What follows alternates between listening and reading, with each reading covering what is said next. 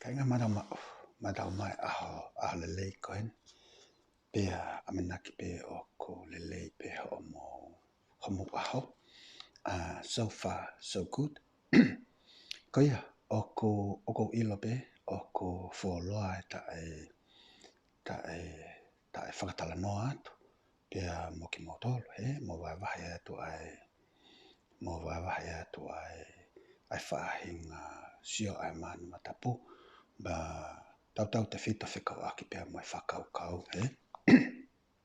Ia ki viti o koe ni o ko fia tala noa atu ai, koe whamanatu atu pe ai whela vei ai whaime ai tolu. Ai Taonakita, pea moe depression, pea moe anxiety, pea ulaki pe te ulaki hanga o whamatala i atu ngahi, whamatala no atu pe, koe ha ai Taonakita, o mo os ilo pe mo tolu ai Taonakita, koe ka o ku ia sio ki ai mana watapo, pea koe whainga sio ko ia e Tokoni atu, koe whainga sio o ku ki sio make, me sio ko whakamana watapu, pea koe perspective ai mana watapu ki he Taonakita, pea moe depression, pea moe anxiety, Aia koe depression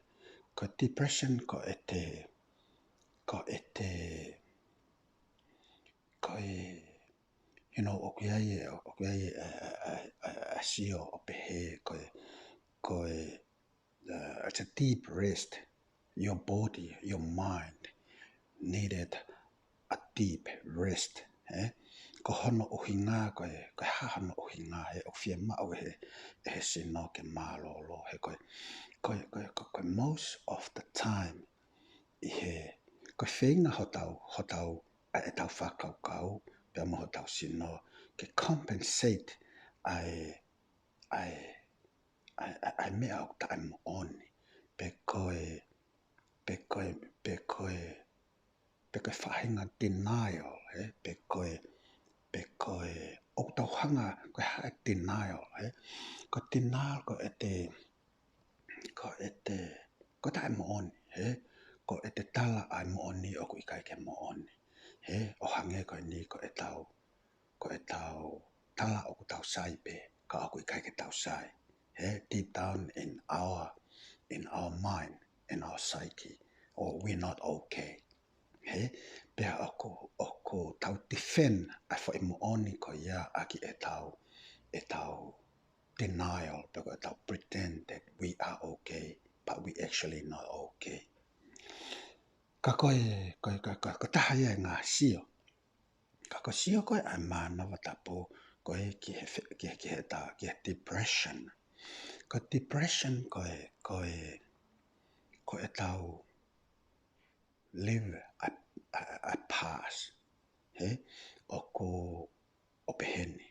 Ka bana iai ha trauma, peko ha mea nai hoko ki a koe, pe koe i he kuohiri a past, peko whahenga koe trauma i he te KCE, peko trauma i he hange koe nofo mari, mawai nofo mari, pe koe mate hata.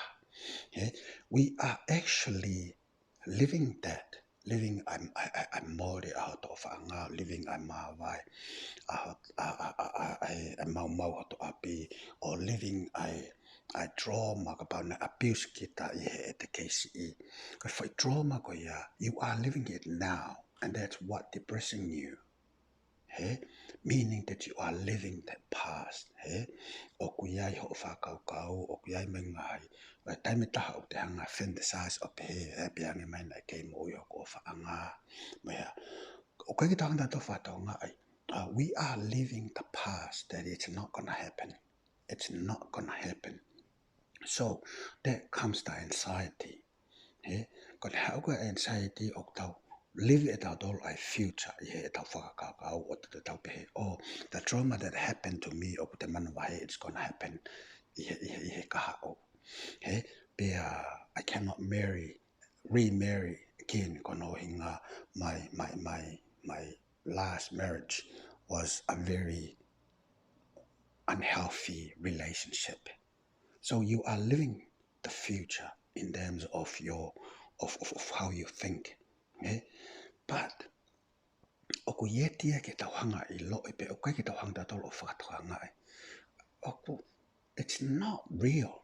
What we are thinking, what we are afraid of, pe tau mana wa he ai ko I mea ko ia oku, it is not gonna happen. He kai ke hoko ia. He o whi mao ke tau I loi ai whai mooni ko ia. It's not happening ko e anga pia e tau whakaukau. But it's real because we are living it. Ko e mea ia koe o tau ancestors iai ko hono inga e toi hoko mai. For trauma koe na ate experience pe na ate fauma ia I te kesi it's gonna happen again. He kai ki o toi maari au kono inga na toi mate hoko maari kau toi ka te toi lonely again. Kono inga he koe loneliness oku. It's hard. It's a very hard position. Get the I being lonely because in a state of loneliness, it's not a very healthy uh, psychological place to be in. Ita whakaukau. Koe fo'i taine miki ko ia o kune hanga lomi maamari e pe kita put kita into a place that you feel I am not good enough for whatever happened out there in the world. It doesn't seem ke fiti koe mo ia. He, ko ke maari atu pe koe ko mātu koe maari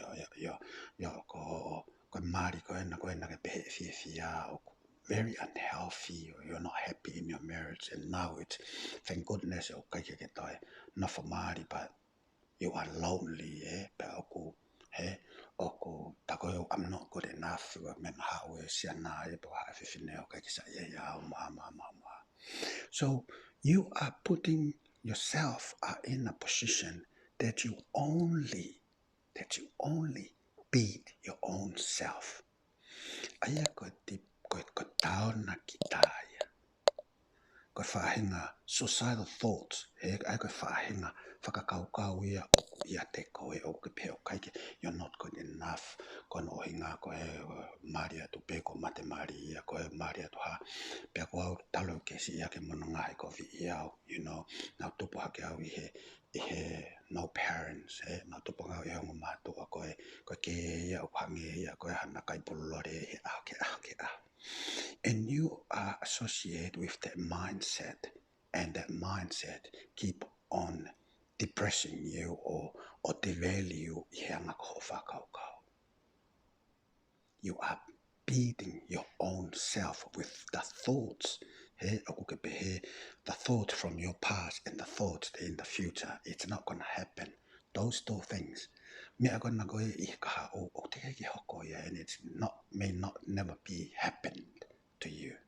So in the past, it's not going to happen, but you're thinking it's going to happen again. So you are devastating yourself with something that is not real. It's not a fact. It's just how you think. And you are beating yourself with that thought to a point that you want to end your life.